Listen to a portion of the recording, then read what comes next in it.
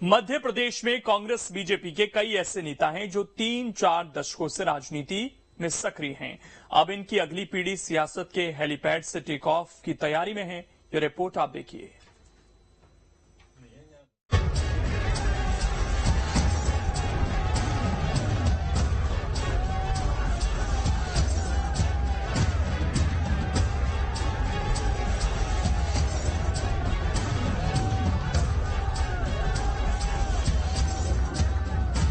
नेता का पुत्र होना कोई अपराध नहीं है। जी हाँ, सियासत में नेता पुत्र होना अपराध नहीं है, ये कहना है मध्य प्रदेश बीजेपी अध्यक्ष वीडी शर्मा का।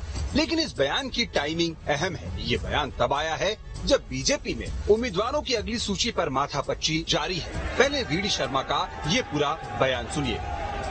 देखिए, नेता पुत्रों के बारे में, नेता का पुत्र होना कोई अपराध नहीं है, लेकिन भारतीय जनता पार्टी कार्यकर्ताओं का संगठन है, कैडर बेस्ड ऑर्गेनाइजेशन है, कार्यकर्ता आधारित संगठन है।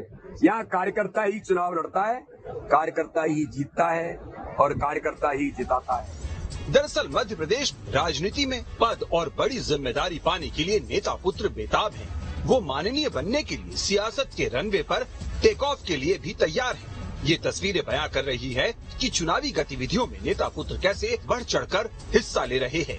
बीजेपी कांग्रेस में ऐसे नेता पुत्र पुत्रियों की लंबी फहरिस्त है। सबसे पहले बात बीजेपी की करते हैं और जानते हैं कि यहाँ कौन कौन से नेता पुत्र राजनीति में काफी सक्रिय हैं। केंद्रीय मंत्री नरेंद्र सिंह तोमर के पुत्र देवेंद्र प्रताप सिंह, केंद्रीय मंत्री ज्योतिरादित्य सिंधिया के पुत्र महाआर्यमन, मुख्यमंत्री शिवराज सिंह चौहान के पुत्र कार्तिकेय चौहान, मंत्री गोपाल भार्गव के पुत्र अभिषेक भार्गव, मंत्री नरोत्तम मिश्रा के पुत्र सुकर्ण मिश्रा, मंत्री तुलसी सिलावट के पुत्र नीतीश सिलावट, कैबिनेट मंत्री विजय शाह के पुत्र दिव्य दत्त शाह, मंत्री गोविंद सिंह राजपूत के पुत्र आकाश राजपूत, मंत्री गौरीशंकर बिसेन की पुत्री मौसम बिसेन, पूर्व प्रदेश अध्यक्ष प्रभात झा के पुत्र तुष्मुल झा, पूर्व मंत्री जयंत मलैया के पुत्र सिद्धार्थ मलैया। ये वो नाम है जो राजनीति में काफी सक्रिय हैं। इसके अलावा ऐसे और भी नाम हैं जो जनता के बीच सक्रिय हैं। कार्तिकेय चौहान आम जनता के बीच काफी देखे जाते हैं। कार्तिकेय अच्छे वक्ता भी हैं। पिता शिवराज की तरह लोगों से उनका जनसंपर्क भी अच्छा है। इसी तरह ज्योतिरादित्य सिंधिया के बेटे महाआर्यमन भी अक्सर पब्लिक गैदरिंग में नजर आते हैं। अपने क्षेत्र में भी काफी सक्रिय रहते हैं। अभी बीजेपी की जन आशीर्वाद यात्रा में भी नेता पुत्र अपने अपने क्षेत्र में एक्टिव दिख रहे हैं। हालांकि बीजेपी में ये वो नेता पुत्र हैं जो अभी कतार में हैं, मतलब सियासत के रनवे पर टेक ऑफ के लिए अभी इन्हें ग्रीन सिग्नल का इंतजार है। लेकिन बात करें कांग्रेस की तो यहाँ भी नेता पुत्रों की लंबी फौज है और इनमें से अधिकतर तो सियासत के रनवे पर टेक ऑफ कर उड़ान भर रहे हैं। इस फहरिस्त में कमलनाथ के पुत्र नकुलनाथ छिंदवाड़ा से सांसद हैं। दिग्विजय सिंह के पुत्र जयवर्धन सिंह विधायक हैं। जयवर्धन सिंह कमलनाथ सरकार में कैबिनेट मंत्री भी रहे हैं। अरुण यादव पूर्व डिप्टी सीएम सुभाष यादव के पुत्र हैं। अरुण यादव केंद्रीय मंत्री और मध्य प्रदेश कांग्रेस के अध्यक्ष रहे हैं। अरुण यादव के भाई सचिन यादव विधायक हैं। सचिन यादव कमलनाथ सरकार में कृषि मंत्री थे। विक्रांत भूरिया कांतिलाल भूरिया के पुत्र हैं और इस समय मध्य प्रदेश यूथ कांग्रेस के प्रदेश अध्यक्ष हैं। देखिए, सभी पार्टियों में एक सा मामला है। कहीं भारतीय जनता पार्टी परिवारवाद की बात करती है, लेकिन जब वो अपने नेताओं के पुत्रों को टिकट देती है तो उसके पास एक रटा रटाया डायलॉग होता है कि हम किसी नेता पुत्र को उसके पुत्र होने के नाते टिकट नहीं दे रहे। उसने बहुत सालों तक पार्टी के लिए काम किया है, वो युवा मोर्चा में रहा है, ऐसा है वैसा। लेकिन मेरा ऐसा मानना है कि सारी पार्टियां नेता पुत्रों को या परिवारवाद को बढ़ावा देती हैं, टिकट देती आ रही है। अब आपने जो पूछा कि इसके पीछे कारण क्या हो सकता है, इसके पीछे दो कारण होते हैं। एक तो जिस तरीके से डॉक्टर का पुत्र, व्यापारी का पुत्र, ये पुत्र वो पुत्र जब अपने पिता की साख पर खड़े होते हैं तो उन्हें कुछ ना कुछ फायदा मिलता है।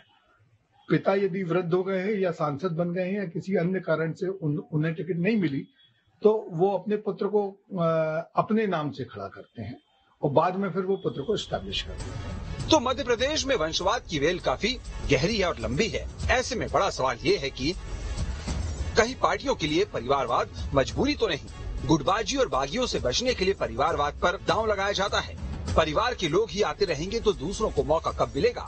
हमाम में तो सब एक जैसे, फिर अलग होने का दावा क्यों। मेरे वंशवाद तेरे वंशवाद से अलग कैसे हो सकता है। वंशवाद को लेकर डबल स्टैंडर्ड क्यों अपनाया जाता है? वंशवाद को लेकर सवाल और भी है, लेकिन सियासी दलों के पास इनका जवाब क्या है, आप भी सुनिए। अगर नेता पुत्र रहकर पुत्र राजनीति में सक्रिय है और जनता के बीच में उसकी स्वीकार्यता है और वो जिताऊ उम्मीदवार है, तो इससे परहेज भी नहीं होना चाहिए, ऐसा मेरा व्यक्तिगत मत है। और वो एक कार्यकर्ता है भारतीय जनता पार्टी का, और मेरिट बेसिस पे अगर टिकट दी जाती है और वो चुनाव जीत सकता है तो इसमें कोई दिक्कत नहीं है। देखिए, भारतीय जनता पार्टी परिवारवाद का बड़ा राग अलापती, जब चाहे तब ढोल बजाती रहती है परिवारवाद का। पर अगर आप देखने में पाएंगे तो भारतीय जनता पार्टी के अंदर जितने भी शीर्ष नेता हैं मध्य प्रदेश के अंदर, वो सारे अपने पुत्रों भतीजों को टिकट का वितरण कर रहे हैं। तो फिर उन्हें ये बात कहने की बिल्कुल आवश्यकता नहीं पड़ती कि परिवारवाद कहीं कुछ हावी है। और अगर परिवारवाद कहीं कुछ हावी है तो वो भारतीय जनता पार्टी के ऊपर। रही बात कांग्रेस पार्टी की, कांग्रेस पार्टी जमीनी कार्यकर्ताओं पर ज्यादा फोकस करती है, जिनकी जमीन में मजबूत पकड़ है, जो जनता के बीच जाके अच्छे बुरे में खड़े होते हैं, जनता से जुड़े मुद्दों को, जनता से जुड़ी बुनियादी आवश्यकताओं को उपयुक्त फोरम में रखकर उसका समाधान के लिए संघर्ष करते हैं। कांग्रेस पार्टी उन्हें ही टिकट देने जा रही है। सियासत में परिवारवाद पर वाद विवाद काफी पुराना है। बीजेपी कांग्रेस दोनों ही दल परिवारवाद को लेकर एक दूसरे को घेरते रहते हैं, लेकिन आज परिवारवाद की छाया से कोई भी दल अछूता नजर नहीं आ रहा है। अब इसे मजबूरी कहें या फिर दबाव, लेकिन राजनीतिक क्षेत्र में नेता पुत्रों की पूछपरछ हमेशा से रही है। राजनीतिक पार्टियां नेता पुत्रों को भी मौका देती रही हैं, भले ही वो परिवारवाद को नकारें। विधानसभा चुनाव 2023 को लेकर भी दिग्गज नेताओं के पुत्र एक बार फिर दम भर रहे हैं।